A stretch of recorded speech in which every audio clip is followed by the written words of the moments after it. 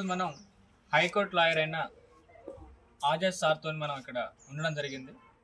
వీర్శెట్టిగూడెం గ్రామంలో వాళ్ళు చేస్తున్న సేవలకు గాను వాళ్ళని సంప్రదించడం జరిగింది. సార్ యొక్క వర్షన్ ఏంటో తెలుసుకుందాం. నేను జెట్టి Azad Chandrasekhar, high court practising అడ్వకేట్ని.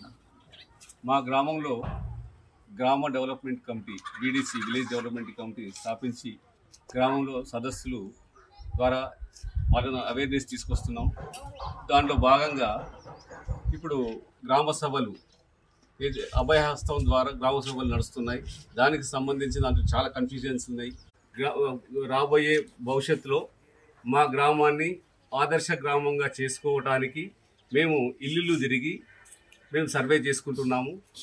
Village development committee ద్వారా మేము సర్వే చేసుకుంటూ రేపటి కార్యక్రమానికి కూడా మేము ఈ అవగాహన కార్యక్రమాన్ని నిర్వహించాము.